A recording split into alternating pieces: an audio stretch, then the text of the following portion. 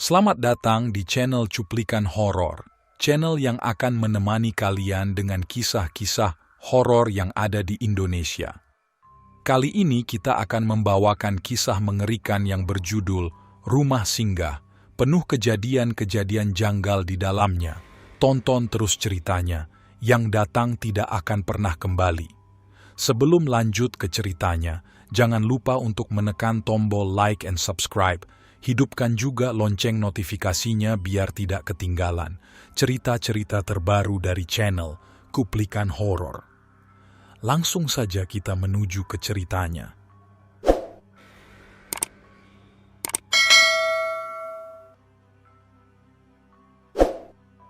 Rumah singgah yang datang tidak akan pernah kembali. Sebenarnya aku geram melihat kelakuan gadis itu. Tapi kali ini aku memilih diam, takut sesuatu yang tak kami inginkan terjadi lagi. Waktu semakin cepat berjalan. Selesai kami mengemasi barang-barang. Selanjutnya harus berjalan beberapa meter untuk menuju pangkalan ojek. Dengan membawa perlengkapan yang tak kalah banyaknya, membuat kami cukup kewalahan. Masing-masing membawa 2 ransel, tapi tidak dengan Dayu. Dia masih berjalan di belakang tanpa menghiraukan hela napas dari kami. You jalan di depan aja kalau capek, pucat gitu kalau jalan di belakang, terus pingsan siapa yang nolongin. Lagi dan lagi ucapanku tidak ditanggapi olehnya. Sudahlah aku mulai merasa muak. Arkan juga segera memberi isyarat kepadaku agar aku tak mengganggu Dayu. Di sepanjang jalan kami disuguhi dengan keindahan ia lalang tinggi beserta kebun tebu yang mengelilingi. Perjalanan kami jadi terasa enteng sebab dimanjakan oleh pemandangan indah di setiap sudut desa. Sekitar 200 meter jauhnya kami baru melihat pangkalan ojek beserta warung yang ramai pengunjung. Dari sana pula kami melihat beberapa orang berdiri sambil melambaikan tangan kepada kami. "Pesenannya Pak Sabto ya?" tanya salah seorang dari mereka. Di sana ramai, beberapa pasang mata langsung menatap ke arah kami. Namun anehnya, ketika kami hendak naik ke atas motor, seorang wanita paruh baya memanggilku tanpa sebab. Perasaanku mulai tak enak, apalagi setelah kusadari perubahan reaksi dari mereka yang ada di sana. "Ya Bu, ada apa?" tanyaku dengan ragu, dengan bibir bergetar hebat. Tatapan wanita itu tak mengarah padaku, tapi kepada Dayu. Dari sinilah aku mulai merasa ada yang tidak beres. "Bu." Wanita tersebut terkesiap mendengarku. Nggak apa-apa, Nok. Hati-hati di jalan, titip kopi buat Pak Kades." "Ya."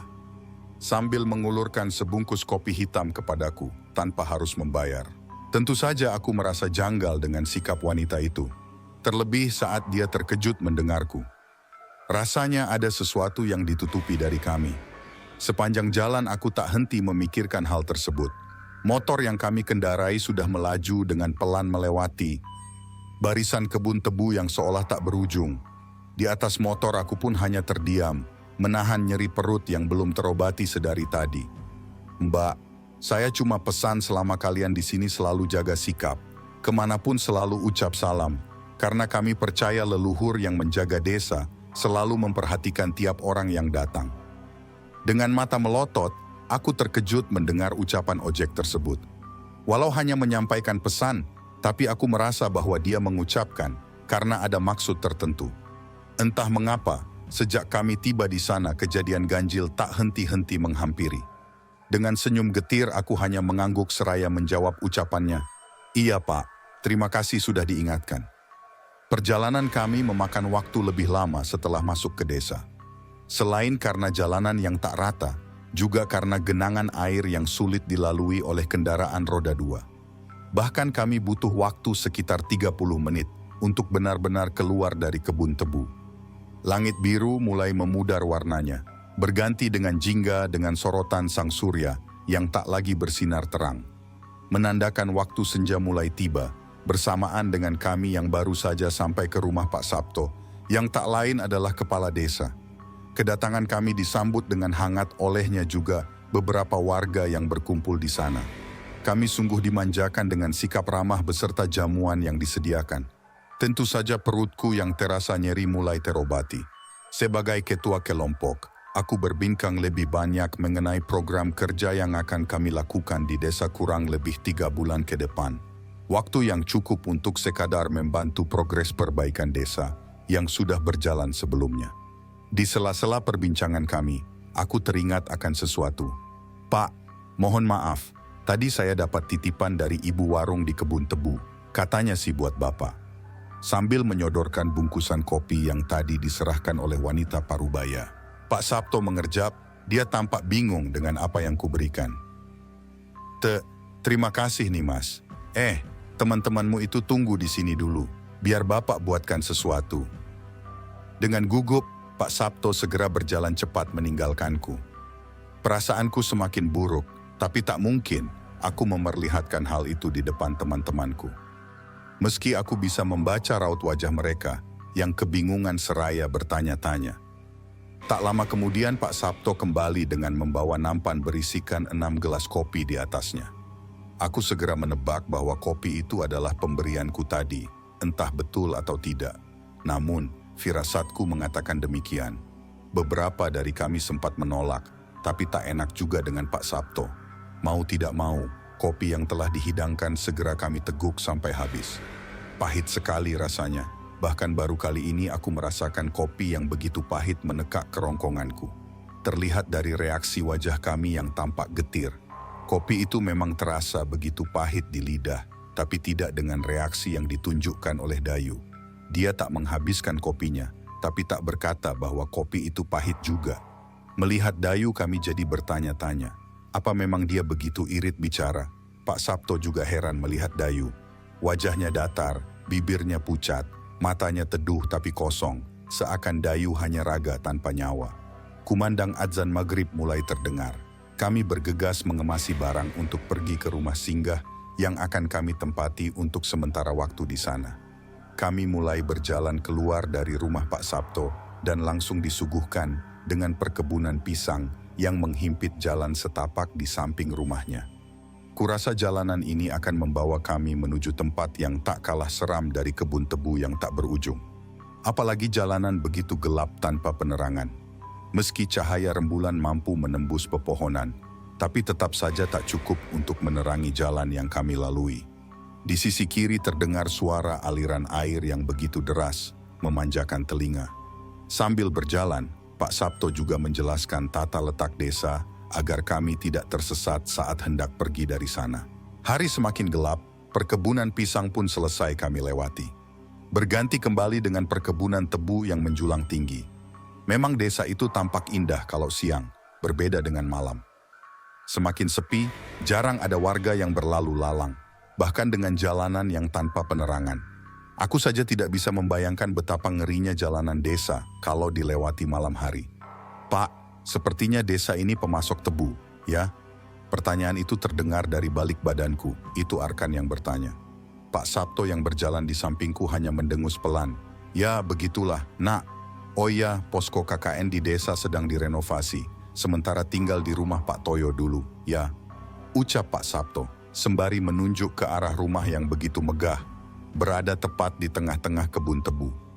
Rumah itu letaknya cukup jauh dari kawasan utama desa, dan bisa dibilang terpelosok, padahal ukuran rumahnya lumayan besar. Namun, satu pertanyaan yang langsung terlintas di kepala. Yang punya kebun tebu ya Pak? Pertanyaanku disambut meriah oleh teman-teman. Wah, serentak mereka mengatakannya. Memang ku akui rumah itu lumayan besar, meski tampaknya sederhana tapi menakjubkan. Tok tok tok. Assalamualaikum, Pak Toyo ini saya, Pak Sabto. Bel pun ditekan oleh Pak Sabto. Ting, ting, ting. Setelah bel dibunyikan, barulah pintu megah itu terbuka begitu pelan. Dari balik pintu tersebut berdiri seorang lelaki setengah tua bersama seorang anak perempuan, tengah menggendong boneka cantik miliknya. Oh Pak Sabto, ini mahasiswa KKN yang Bapak bilang kemarin ya. Pak Toyo sumringah melihat kami. Senyuman itu langsung memudarkan prasangka burukku terhadapnya. Bukan tanpa alasan aku berprasangka buruk pada Pak Toyo. Sejak kami berdiri di rumah tersebut, aku merasa ngeri. Bulu kudukku tak henti menegang merasakan suasana aneh yang menghampiri. Setelah ku perhatikan rumah tersebut dari dekat, tampaknya begitu menyeramkan. Kami termenung sambil melempar senyum datar pada Pak Toyo. Namun, keanehan kembali kujumpai ketika Pak Toyo mulai memperhatikan dengan jeli ke arah gadis yang ada di belakang kami. Dia memperhatikan Dayu yang tingkah lakunya masih sama seperti tadi. Lama tatapan itu tak ingin lepas dari Dayu. Bahkan Pak Sabto sempat menegurnya agar melepas tatapan aneh itu. "Pak, apa kami akan singgah di sini sementara?" Pertanyaanku memecah keheningan. Pak Toyo langsung mengerjapkan mata. "Ya? Oh, iya, mari masuk. Terima kasih Pak Sabto, sudah mengantar anak-anak kemari." Tak ada sambutan hangat yang kami dapatkan dari Pak Toyo. Malah kengerian yang sedari tadi hadir kami rasakan. Aneh, begitu aneh berada di dalam ruangan luas nan megah, namun terasa pengap mencekik dada. Kedua bola mataku tak henti-henti bergerak liar, memperhatikan setiap penjuru ruangan. Begitu pula dengan Dika yang kini tampak kebingungan. Kami memang duduk di sofa yang nyaman, tapi tak membuat kami merasa tenang. Setiap gerak-gerik kami seolah ada yang memperhatikan. Namun, tanpa mengurangi rasa hormat. Aku segera menutupi rasa tak nyaman di hadapan Pak Toyo dengan istri dan kedua anaknya, keluarga yang tampak harmonis. Istri Pak Toyo segera menjamu kami, sementara aku dan Arif sedang asik menjelaskan program kerja yang akan dilaksanakan di desa ini. Di atas sebuah meja besar terhidang berbagai jenis makanan, mulai dari iga bakar, rendang daging, ikan asam manis, bahkan telur balado. Jamuan yang cukup mewah untuk kami. Siapa sangka, perut yang terasa penuh jadi merasa keroncongan lagi setelah melihat makanan yang terhidang. Arif yang duduk di sampingku langsung berucap, "Enak kalau tinggal di sini selama 3 bulan nanti. Makanannya mewah-mewah. Kalau gini siapa juga yang gak betah?" Aku hanya mengangguk saja, karena sebenarnya masih merasa janggal dengan perlakuan mereka. Bahkan tak ada sesuap nasi yang masuk ke mulutku, meski perut juga merasa keroncongan. Sementara teman-temanku tampak lahap menyantap berbagai makanan yang sudah dihidangkan. Anehnya lagi, Dayu kembali normal setelah sampai ke rumah itu. Yang tadinya pendiam sekarang lebih banyak tertawa dengan anak-anak Pak Toyo. Aku merasa sedikit lega melihatnya. Perasaan buruk kini ku tepis setelah melihat perbedaan Dayu. Aku berusaha berpikir positif. Mungkin saja Dayu sedang lelah tadi. Malam semakin larut. Kami pun dipersilahkan untuk beristirahat di dalam ruangan 4x5 dengan kasur empuk di dalamnya. Kami tidur di ruangan terpisah. Dalam satu ruangan seluas itu hanya terisi masing-masing 3 orang. Cukup membuatku nyaman. Tak kusangka tugasku kali ini akan lebih mudah. Namun rasa lega itu tak bertahan lama. Sudah berjam-jam aku merebahkan diri sambil berguling ke kanan dan ke kiri. Tapi tak kunjung tiba dalam alam mimpi. Di atas kasur empuk, 2 temanku sudah tertidur pulas, tapi tidak dengan aku. Malam itu suasana begitu dingin, selimut tebal yang menutup kami pun tak mampu menepis dinginnya udara malam. Aneh, mereka kok bisa pules padahal dingin begini. Gumamku, aku terbangun dari ranjang, hendak mengambil sebotol minum yang berada di dalam tasku. Hening, rumah megah tempat kami singgah begitu hening. Terbesit di pikiranku, sesuatu yang mengajak aku keluar dari ruangan tempat peristirahatan kami. Entah mengapa, aku juga menuruti keinginan tersebut. Pintu kubuka, sebuah lorong ruangan yang gelap hadir di hadapanku. Di samping ruangan kami ada kamar terkunci. Langkahku terbawa menyusuri lorong gelap, lalu berhenti tepat pada kamar yang terkunci. Tak ada niat apapun yang kupikirkan saat itu. Hanya rasa penasaran akan ruangan yang pintunya penuh goresan. Aku mulai memutar gagang pintu, tapi memang ruangan itu terkunci. Saat hendak kembali merebahkan diri, tiba-tiba suara ketukan berbunyi. Tok, tok, tok. Siapa yang tak terkejut mendengarnya? Aku mematung sejenak, sambil membuka lebar telinga. Barangkali aku salah mendengar. Akan tetapi, suara tersebut kembali berbunyi, semakin keras, disusul oleh suara goresan yang berdecit merusak kendang telinga. Jantungku berdegup kencang, suasana semakin mencekam dengan suara ilalang tebu bertabrakan terhempas angin. Tubuhku mematung, kaku, dan tak bisa digerakkan. Sementara suara ketukan pintu itu semakin keras berubah seperti erangan hewan buas. Entah apa yang ada di dalam ruangan tersebut, aku tak ingin tahu lagi. Keringat dingin mulai bercucuran membasahi pelipis. Mataku mulai kabur dengan remang ruangan yang sepenuhnya menjadi hitam. Aku merasakan sentuhan dingin mendarat ke pipi. Sayup-sayup juga ku dengar suara Dika yang memanggil. Ketika mataku terbuka, sudah tampak pijar ruangan yang menyala. Aku tersadar dengan keadaan basah oleh keringat.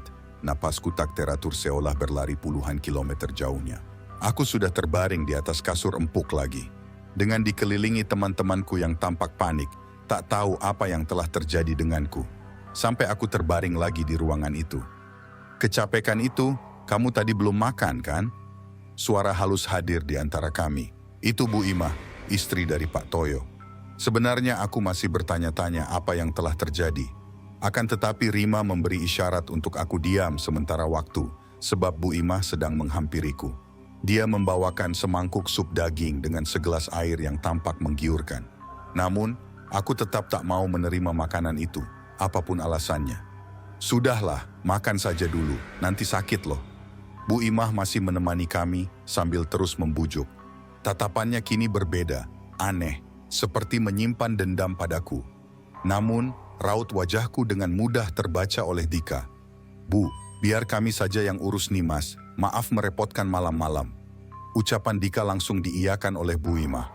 Wanita setengah tua tersebut langsung meninggalkan kami segera. Mas, kenapa kamu buka kamar itu? Pertanyaan yang keluar dari mulut Rima membuatku amat terkejut. Bagaimana mungkin aku membuka kamar itu, padahal jelas sekali pintunya terkunci. Gak mungkin, memang aku keluar kamar tadi, tapi kamar itu gak bisa dibuka, sanggahku kepada Rima. Ada yang janggal Mas, lebih baik ke depannya kamu gak usah bertindak aneh-aneh. Sudah diperingatkan oleh Pak Toyo buat gak buka kamar itu, turutin aja. Arif menggertak. Amarah mereka ikut menyulut, tetapi tidak dengan dayu. Mas, kamu yang minta kita buat KKN di sini. Kamu yang paling ngerti desa ini daripada kami. Tolong jaga sikap, Mas. Arkan menimpali. Suasana semakin panas. Aku merasa tersudutkan malam itu. Padahal aku juga tak menemukan kejelasan akan kejanggalan yang aku rasakan. Apa yang mereka katakan hanya omong kosong, tanpa bukti apapun. Sedari tadi Dayu hanya diam di sampingku. Tatapannya masih sama, dia seperti raga tanpa nyawa. Namun, dari perdebatan kami hanya Dayu yang bisa menjelaskan. Kita nggak bisa keluar dari sini, ucapnya dengan datar. Terkejut bukan main mendengar Dayu bicara. Kami yang sedari tadi beradu argumen langsung terdiam. Kita udah terikat dengan janji tali pocong. Apalagi kamu berhasil membuka kamar itu, Mas. Mereka udah berkeliaran sekarang, nggak ada harapan buat kita keluar. Dan kamu, Mas, wetonmu memang diincar sejak datang ke desa ini. Jelas Dayu, tanpa basa-basi. Setelah mengatakan itu Dayu langsung merebahkan diri seraya memejamkan mata. Dia kembali tertidur di tengah kebingungan kami berlima. Di atas kasur empuk, kami berdiam. Mendengarkan detik waktu yang sudah menunjukkan pukul 02 dini hari. Tak ada yang bisa kami lakukan sekarang. Rasa lelah hilang begitu saja hingga kami tak ingin memejamkan mata. Entah benar atau tidak apa yang dikatakan oleh Dayu, aku hanya berharap semua ini hanya mimpiku semata. Kami bahkan tak saling bertukar bicara. Mata yang tampak lelah terpaksa terus terjaga. Desir angin pun ikut menemani kesunyian kami. Saat ini yang terbayang dalam pikiran kami hanya kata selamat atau tidak. Mas, mumpung belum terlanjut, kita batalin aja KKN-nya. Kita cari desa lain. Rima mengusulkan hal konyol setelah kami mendapat persetujuan dan sampai ke desa itu.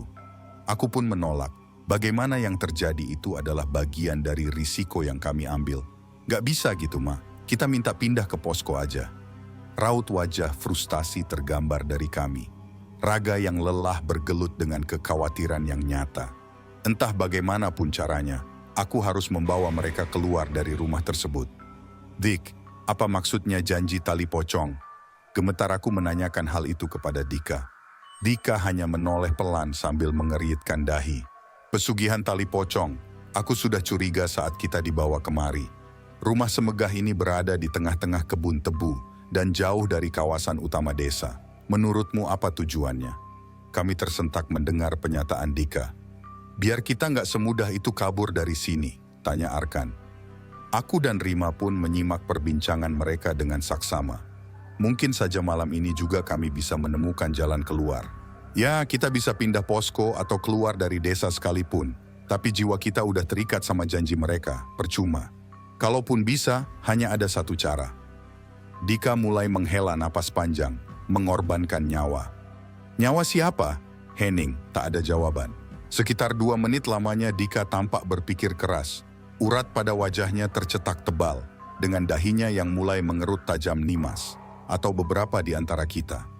Jantungku kembali berdegup kencang, mataku melotot ke arah Dika. Bahkan napasku tercekat, berhenti sekian detik karena mendengarnya. Apa nggak ada cara untuk selamat semua? Aku masih punya harapan besar, entah bisa atau tidak. Aku ingin kami selamat dari sana. Malam berlalu, hari sudah berganti. Cahaya mentari mulai tampak menembus pepohonan tebu yang rindang. Malam yang sunyi dan mencekam pun berganti dengan keindahan.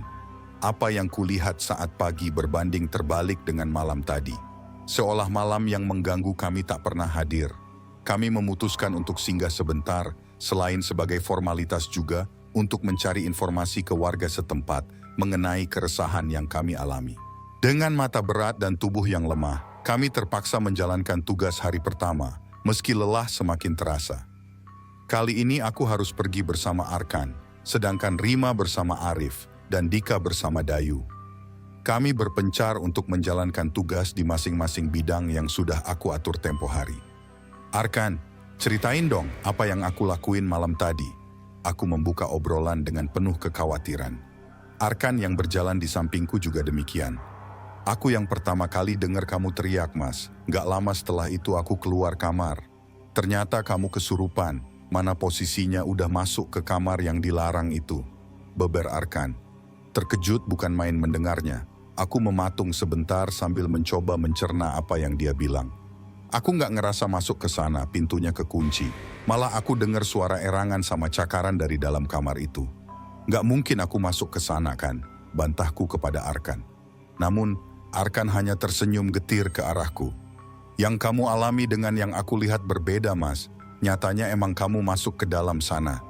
Aku sempat bingung sebelumnya. Kenapa kamu bisa buka? Padahal jelas dikunci. Tak ada jawaban dariku. Aku tengah berpikir keras mengenai hal itu. Rasa menyesal perlahan datang. Lagi-lagi aku teringat dengan ucapan Dika. Janji tali pocong? Aku bergumam sendiri sambil memperhatikan langkah kaki sampai tak sadar bahwa kami telah tiba di rumah Pak Sabto. Arkan segera menepuk pundakku. Dari kejauhan Pak Sabto sudah memperhatikan kami. Namun sorot matanya menatap aneh kepadaku. Nak Nimas, gak tidur yo semalam? Pertanyaan itu ku dengar dengan jelas keluar dari mulut Pak Sabto. Aku tersentak, entah mengapa lidahku kelu untuk menjawab pertanyaan itu. Enggak Pak, saya tidurnya nyakok. Siapa sangka Pak Sabto malah tertawa mendengarnya. Aku juga menyadari bahwa aku tak pandai berbohong atau menutupi raut kegelisahan. Mungkin saja dengan mudah Pak Sabto menebak apa yang terjadi pada kami semalam. Kami duduk di halaman luas dengan 3 kursi yang ada di sana. Seperti biasa, kami mulai dijamu dengan hangat oleh keluarga Pak Sabto. Berbeda rasanya saat dijamu dengan keluarga Pak Toyo. Di sanalah aku baru berani menyantap makanan sebagai obat perut keroncongan. Sebab sejak semalam aku tak menelan sesendok nasi pun di rumah Pak Toyo. Melihatku dengan lahap membuat kecurigaan Pak Sabto terjawab. Sambil mendengus, Pak Sabto mulai menyentuh kedua pundakku. Tentu saja aku terkejut, makanan yang aku kunyah belum sepenuhnya tertelan. Aku terpaksa berhenti melahap makanan yang tampak nikmat itu. Ada apa, Pak? Sekali lagi Pak Sabto melempar senyum kepadaku. Yakin semalam kamu tidur? Mau bagaimana lagi? Tak ada cara lain untuk berbohong. Siapa tahu dengan aku bercerita, kami bisa menemukan jalan keluar dari lubang gelap mematikan. Kita lanjut ceritanya di part kedua.